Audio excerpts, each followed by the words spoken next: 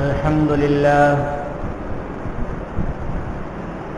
لله نحمده ونستعينه ونستغفره ونؤمن به ونتوكل عليه ونعوذ بالله من شرور أنفسنا ومن سيئات أعمالنا من يهده الله فلا مضل له ومن يضلله فلا هادي له ونشهد أن لا إله إلا الله وحده لا شريك له ونشهد أن سيدنا ومولانا محمدا عبده ورسوله وصلى الله تعالى عليه وعلى آله وأصحابه أجمعين أما بعد فأعوذ بالله من الشيطان الرجيم بسم الله الرحمن الرحيم ولو أن قرآنا سيرت به الجبال أو قطعت به الأرض أو كلم به الموتى بل لله الأمر جميعا أفلم ييأس الذين آمنوا أن لو يشاء الله لهدى الناس جميعا ولا يزال الذين كفروا تصيبهم بما صنعوا قارعة أو تحل قريبا من دارهم حتى يأتي وعد الله إن الله لا يخلف الميعاد آمنت بالله صدق الله العظيم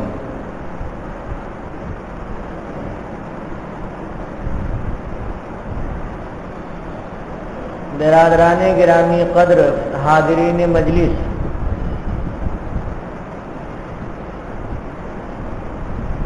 کفار مکہ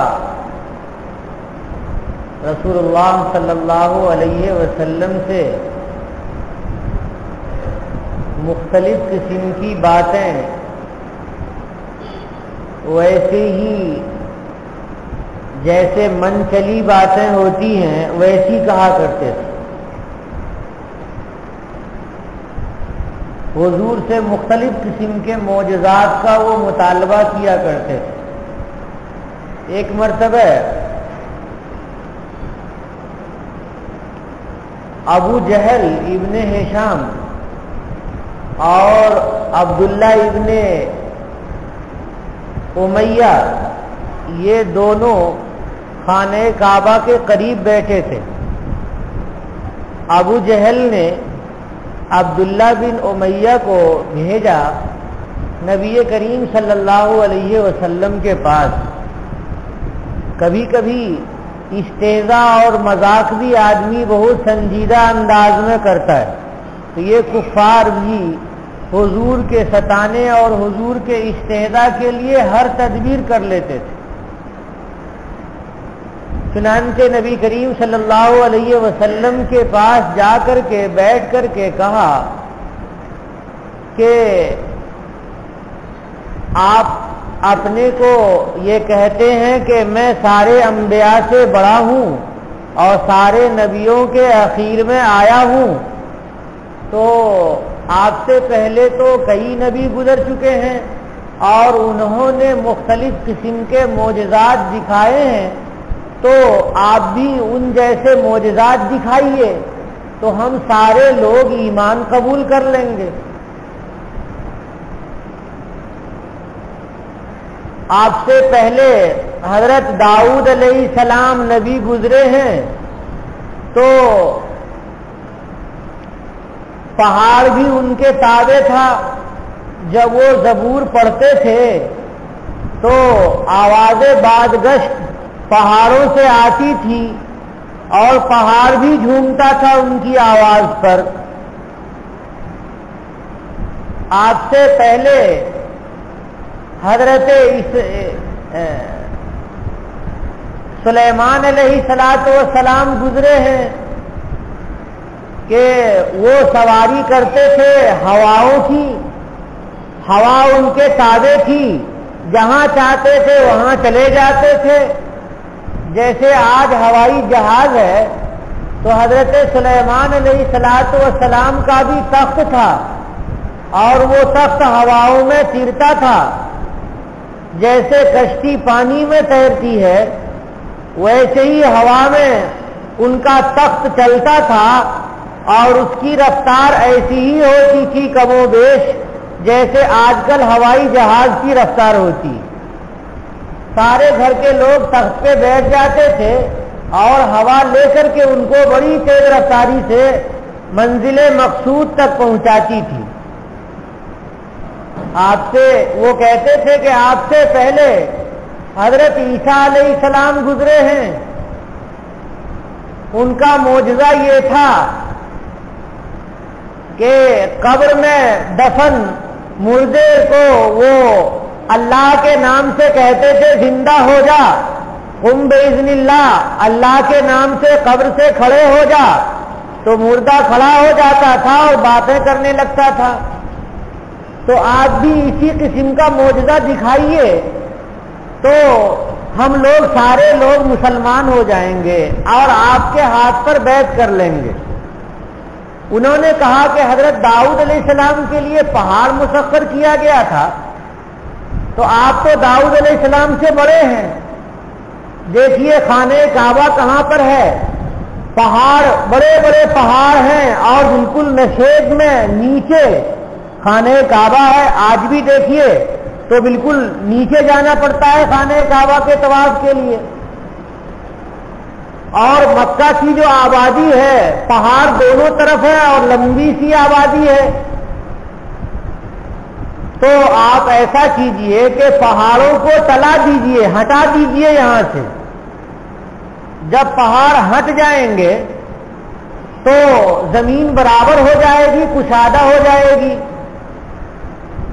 اس کے بعد اور آپ ایسا کیوں نہیں کر سکتے ہیں؟ آپ تو داؤد علیہ السلام سے بڑے نبی ہیں، تو داؤد علیہ السلام کے تابع پہاڑ تھا کہ ان کی آواز میں وہ آواز ملاتا تھا، تو آپ ان سے بڑے ہیں تو پہاڑوں کو ٹلا دیجئے، تو اس سے مکہ کی زمین اور مکہ کی آبادی بالکل سیدھی اور سپاٹ زمین پر ہو جائے گی۔ اور اگر نہیں کر سکتے ہیں آپ تو گویا کہ آپ ان سے بڑے نہیں ہیں، تو آپ کے ماننے کی ضرورت بھی نہیں ہے، نعوذ باللہ۔ اسی طرح سے وہ یوں کہتے تھے کہ ہم لوگوں کو سفر میں بہت پریشانی ہوتی ہے، سارا سامان اپنے اوپر اٹھانا پڑتا ہے، اونٹ گھوڑے اور گدھے کا استعمال کرنا پڑتا ہے، اور دور دراز کی مسافت طے کرنے میں بہت پریشانی ہوتی ہے۔ شام کا سفر کرنے میں کہ وہاں تجارت کے لیے ہم لوگ جاتے ہیں تو بڑی پریشانی ہوتی ہے، تو آپ حضرت سلیمان علیہ السلام سے بڑے نبی ہیں، تو ہمارے لیے بھی آپ پہاڑوں کو یہ ہواؤں کو مسخر کر دیجئے کہ ہم لوگ ہواؤں میں چلیں اور جلدی جلدی ہماری سواری آگے بڑھے اور سفر کی مسافت طے کریں اور ہم سب لوگ ایمان لے آئیں گے آپ کے اوپر۔ اگر آپ یہ نہیں کر پا رہے ہیں تو اس کا مطلب یہ ہے کہ آپ کوئی بڑے نبی نہیں ہیں۔ حضرت عیسیٰ علیہ السلام قبر پہ مردے کو کہتے تھے زندہ ہو جا، تو مردہ زندہ ہو جاتا تھا، تو آپ تو ان سے بڑے نبی ہیں۔ اپنے بڑے اوپر کی نسل کے دادا قصی ابن کلاب، قاف صاد یا قصی ابن کلاب، ان کو زندہ کر دیجئے کہ وہ نکل کر کے آئیں اور کہیں کہ ہاں یہ محمد نبی ہیں، تو ان کی تصدیق کی وجہ سے، باپ دادا کی تصدیق کی وجہ سے ہم آپ کو مان لیں گے۔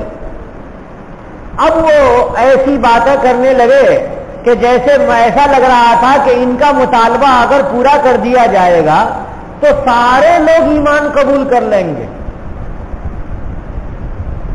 ایک مطالبہ ان کا یہ بھی تھا تفسیر کے مطابق کہ مکہ کی زمین سے پہاڑوں کو جب آپ چلا دیں گے تو زمین برابر ہو جائے گی، تو اس زمین میں نالے بھی کھودوا دیجئے اور نہریں بھی کھودوا دیجئے کہ جو دور سمندر ہے وہاں کا پانی اور دریاؤں کا پانی یہاں آئے، تو ان پانیوں سے ہم کھیتی کریں اور ہم مالدار ہو جائیں، کھیتیاں کر کے کھجور کے باغات لگا لیں اور دوسری کھیتیاں کر لیں تو ہماری زندگی بھی مزے کی گزرے گی، اور آپ کا کے اوپر ایمان لے آئیں گے تو جھگڑا سارا ختم ہو جائے گا۔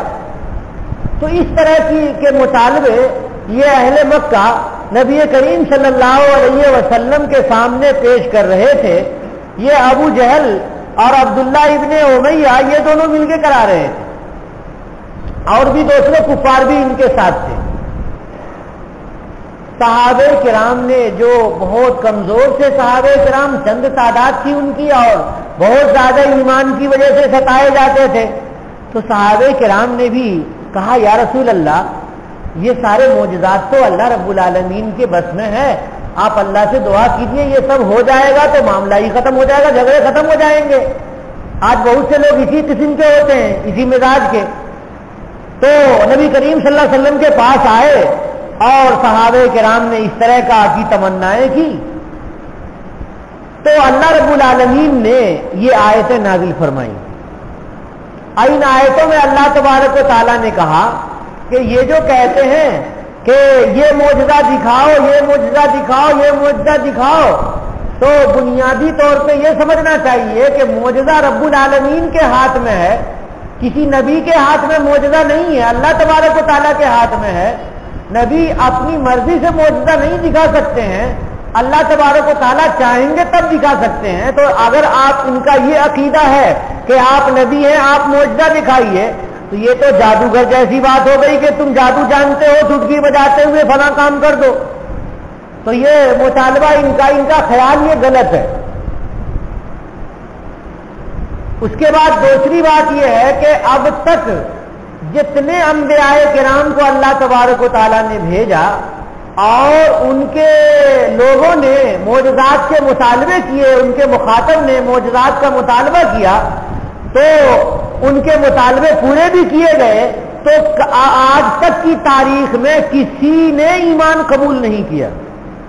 تو یہ کفار ویسے ہی من چلی باتیں کرتے رہتے ہیں اور ویسے ہی دل لگی کی باتیں کرتے رہتے ہیں۔ نبی کریم صلی اللہ علیہ وسلم بھی انہی انبیاء کرام کی فہرست کے نبی ہیں، اور حضور سے بھی ایسا ہی مطالبہ کر رہے ہیں۔ یہ لوگ ایمان نہیں لائیں گے، کہیں گے کہ اب تو ہم اور مزے سے رہنے لگے ہیں اور بڑی کھیتیاں کر رہے ہیں، بڑے مالدار ہو گئے اور ہماری ایسی سواری اور ویسا کام، یہ ایمان نہیں لائیں گے، یہ ویسی ہی باتیں کر رہے ہیں۔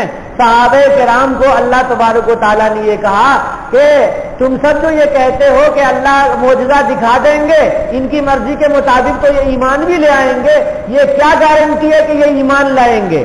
ایمان لانے والے لوگ معجزات کا مطالبہ کرتے ہی نہیں، آج تک پوری تاریخ میں نہیں کیا۔ اور یہ جو تم لوگ ایمان لائے ہو محمد رسول اللہ پر صلی اللہ علیہ وسلم، تو کیا تم لوگوں نے ان سے معجزے کا مطالبہ کیا تھا؟ ظاہر سی بات ہے کسی صحابی نے معجزے کا مطالبہ نہیں کیا تھا۔ تو اللہ تبارک و تعالیٰ ان آیتوں میں اس مضمون کو بیان فرما رہے ہیں۔ دیکھیے،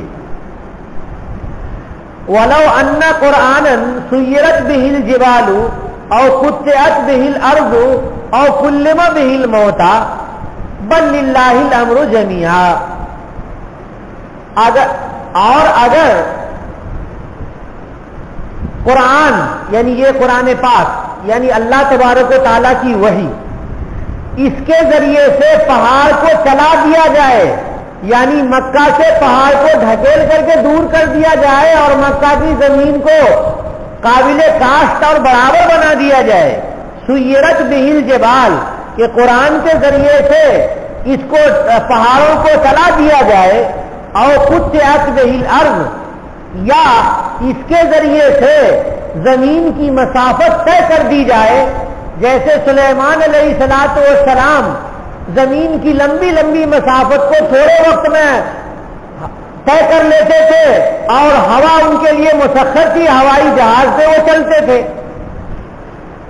اور قطعت بہ الارض کا ایک مطلب مفسرین نے یہ بھی بیان کیا ہے، یا زمین کو اس کے ذریعے سے کاٹ دیا جائے، یعنی زمین میں ندیاں نکال دی جائیں اور نالے بنا دیے جائیں اور کھیتیاں سجا دی جائیں.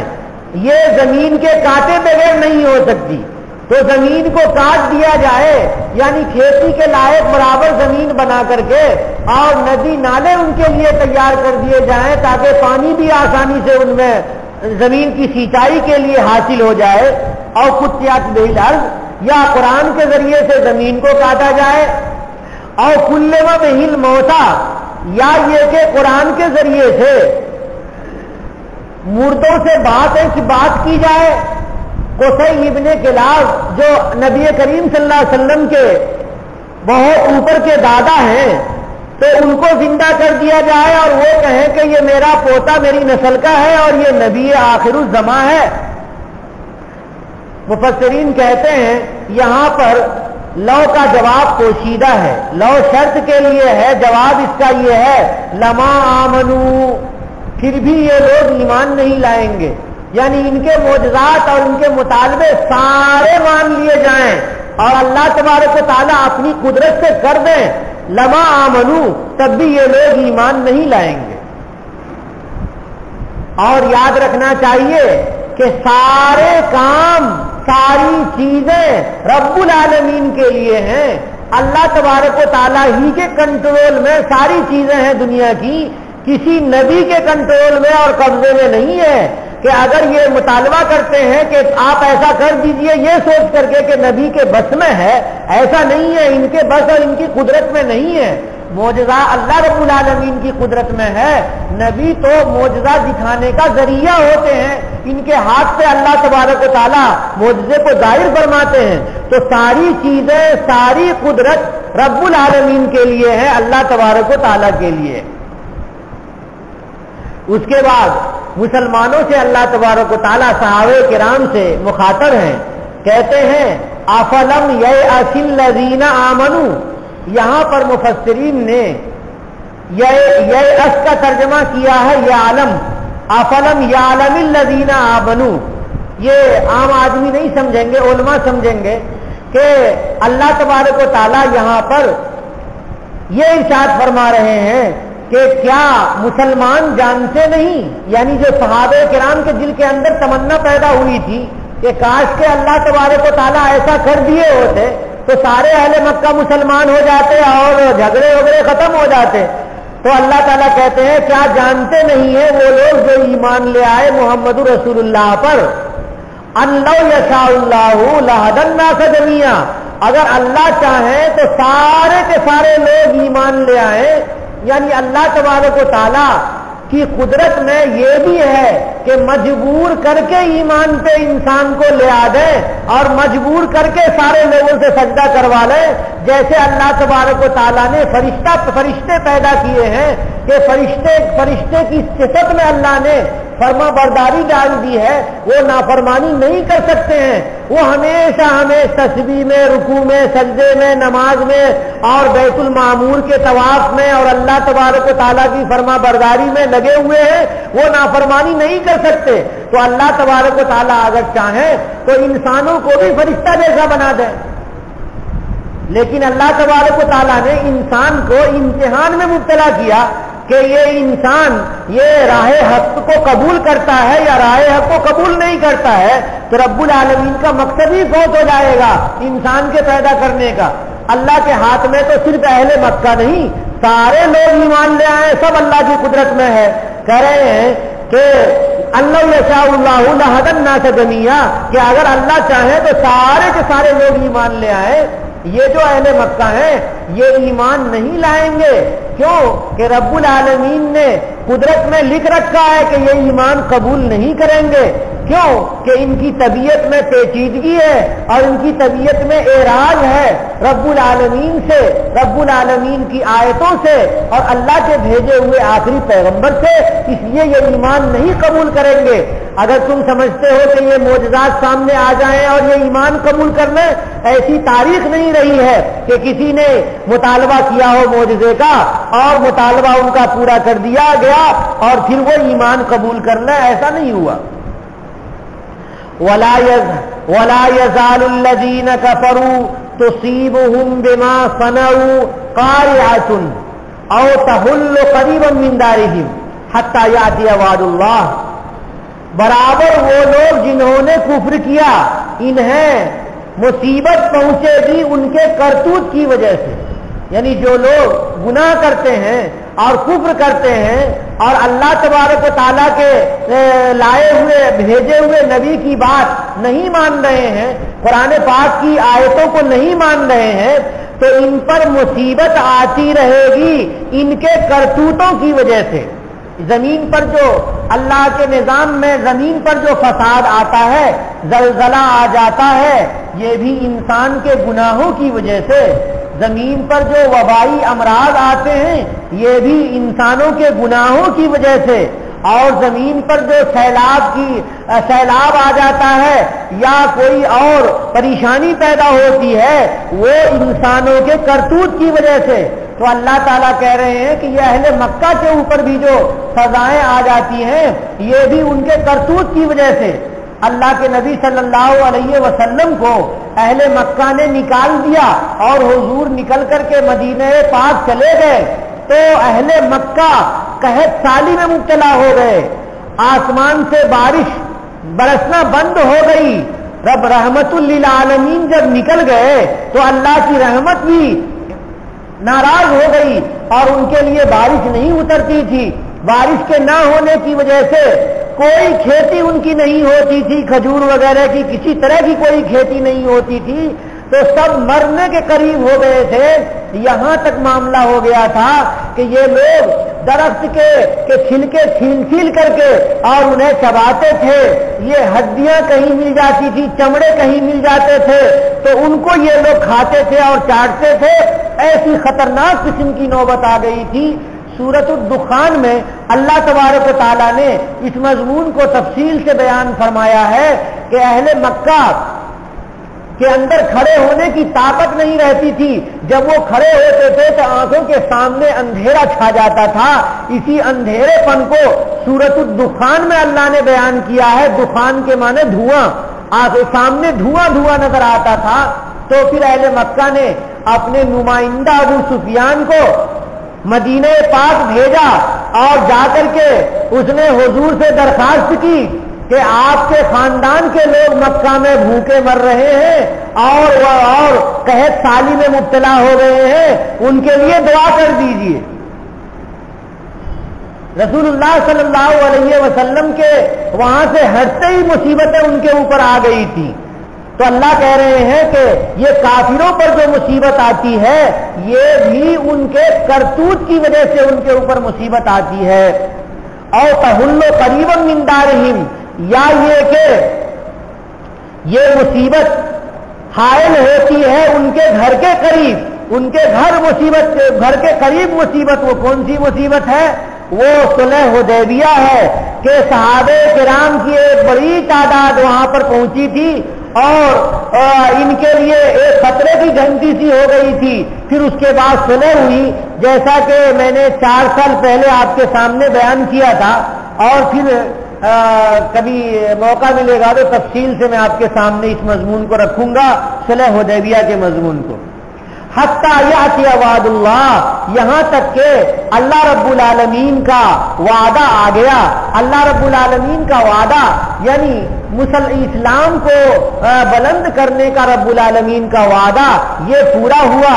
جیسے کہ نبی کریم صلی اللہ علیہ وسلم مدینہ پاک گئے اور بدر کے میدان میں یہ سارے کے سارے جو کفار تھے، بڑے بڑے رؤوسا، یہ سارے کے سارے وہاں قتل کر دیے گئے۔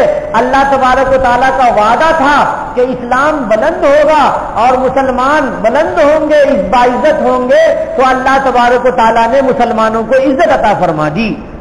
اور بھی جو دوسرے وعدے ہیں وہ سارے وعدے پورے ہوں گے۔ اللہ کا وعدہ ہے کہ یہ جو آخری دین آیا ہے، دین اسلام، یہ دنیا کے گوشے گوشے میں پہنچ جائے گا، تو اللہ تبارک و تعالیٰ کا یہ وعدہ پورا ہوا اور یہ دین اسلام دنیا کے گوشے گوشے میں پہنچ گیا۔